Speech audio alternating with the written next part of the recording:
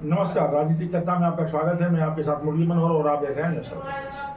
राजनीतिक चर्चा में आज हम बात करेंगे उत्तर प्रदेश के मऊ जनपद में हाल ही में 2 दिन पहले इस सूबे के ऊर्जा मंत्री माननीय ए.के. शर्मा साहब के कार्यक्रम में बिजली गुम हो गई, बिजली कट गई, अंधेरा छा गया।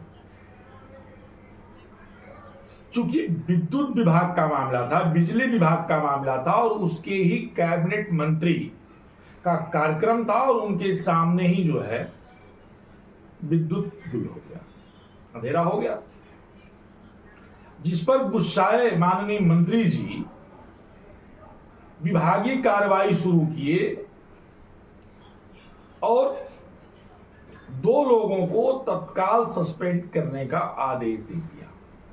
सस्पेंशन भी हो गया। माना यह जा रहा है कि पिछले 3 सालों से जो अधिकारीगण हैं ये सरकार के मंशा के अनुरूप काम नहीं कर रहे हैं। सरकार जीरो ग्राउंड से आम जनमानस की समस्याओं को सुलझाने के लिए जहां तैयार है, तमाम अधिकारियों की शिकायतें आ रही हैं कि ये काम नहीं करना चाहते हैं। इन तमाम बिंदुओं पर चर्चा करने के लिए हमारे साथ जो है भारतीय जनता पार्टी के फायर ब्रांड नेता दिनेश राय जी जुड़ चुके हैं। आइए हम आपसे बातचीत करते हैं। दिनेश जी, आपका नेशनल कवरेज में बहुत बहुत स्वागत है।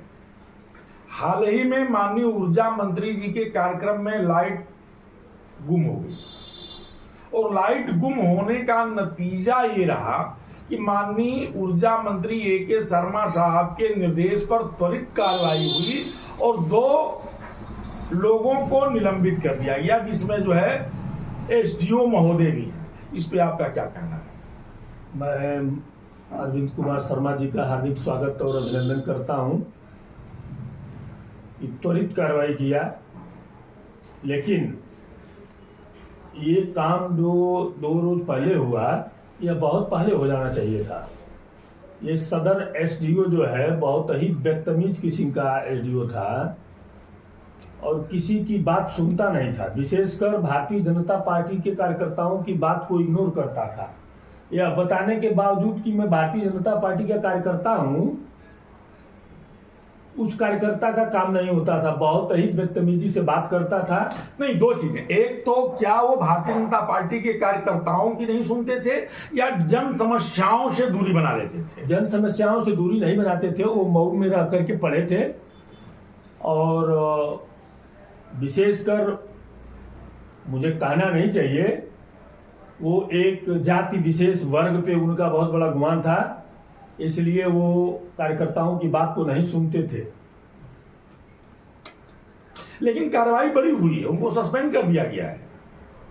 इसका मैं स्वागत करता हूं और बधाई देता हूं मैं अपने माननीय मंत्री ए.के. शर्मा जी को। और फिर मैं आग्रह कर रहा हूं कि यह काम जो है बहुत पहले हो जाना चाहिए था, जो कल परसों में हुआ है। सवाल ये पैदा होता है कि इस तरह की कमियां जो हैं लगातार पिछले 3 सालों से आ रही हैं। जब मामला स्वतः माननीय मंत्री जी पे आया और कार्यक्रम में मंत्री जी मौजूद थे और लाइट गुम हो गई, तब यह कार्रवाई की गई। क्या मंत्री जी को इस बात की जानकारी नहीं थी कि ये समस्याएं लगातार उनके गृह जनपद में आ रही हैं? बिल्कुल, मैं क्षमा चाहते हुए यह मैं कहना चाहूंगा कि माननीय मंत्री जी के साथ इर्द गिर्द जो लोग घूमने और चलने वाले हैं, जानकारी तो तब होती जब माननीय मंत्री जी कार्यकर्ताओं के समकक्षा थे। मैं क्षमा चाहता हूं जी, मुझे बोलना नहीं चाहिए लेकिन मैं बोल रहा हूं, यह पार्टी की बात है। माननीय मंत्री जी अगर कार्यकर्ताओं के बीच में जाकर के जनपद की समस्याओं से अवगत होना चाहते तो कार्यकर्ता ही उनको अवगत करा सकता है। दिनेश जी, लगातार आरोप लग रहा है, लोग कह रहे हैं, आम जनमानस कह रहा है कि भारतीय जनता पार्टी के सरकार में कोई भी अधिकारी और कर्मचारी आम जनमानस की समस्याओं पर ध्यान नहीं दे रहा है। ये कितना और कितना गलत है? अगर सही है तो भारतीय जनता पार्टी की सरकार कर क्या रही है? बिल्कुल मैं आपके बातों से सहमत हूं। भारतीय जनता पार्टी की जब सरकार बनती है, उसका कार्यकर्ता बहुत प्रताड़ित होता है, बहुत दुखी होता है, उसका किसी भी प्रकार का काम नहीं होता है। ये जब भी भारतीय जनता पार्टी की सरकार बनी हो, विशेषकर आज के समय में जो आज की सरकार है और आज के जो ये अधिकारी सरकार के विपरीत दिशा में काम कर रहे हैं। यह सरकार की तो मान लिया जाए कि सरकार फेल्योर है।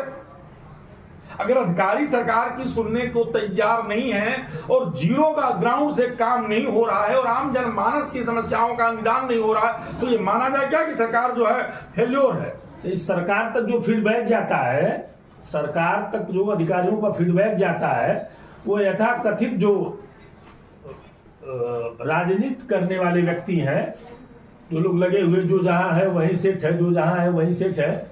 अभी लगातार आप खबर देख रहे होंगे कि 3-4 दिन से लगातार मऊ जिला पुलिस कप्तान के खिलाफ एक अखबार में खबर छप रही है जी, लगातार कि FIR तक दर्ज नहीं होता है।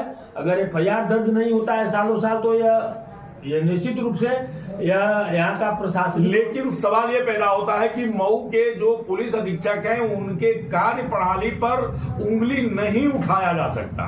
वो तो सहज है, सरल है, सबसे मिलते हैं और सबकी समस्याओं को लेकर के चलते हैं।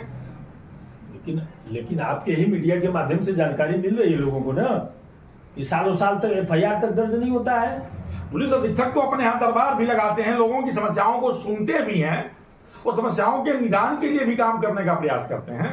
ये सब कुछ है, लेकिन मैं फिर इस बात को कहूंगा कि ये अधिकारी सरकार के मंशा के विपरीत कार्य कर रहे हैं और भारतीय जनता पार्टी के कार्यकर्ताओं को प्रताड़ित करने का भी काम करते हैं। अगर उनको जानकारी हो गई कि ये भारतीय जनता पार्टी के कार्यकर्ता हैं, तो और नहीं काम होगा। तो आपको क्या लगता है, 3 साल बीत गए हैं और 2 साल शेष रह गए हैं, 27 में विधानसभा का चुनाव है। अगर ऐसे ही कार्यकर्ताओं का उत्पीड़न होता रहा, कार्यकर्ताओं की उपेक्षा होती रही, तो क्या भारतीय जनता पार्टी पुनः 2027 में सत्ता में आ पाएगी क्या? ये कार्यकर्ताओं के बल पे ही 2027 में आना संभव है।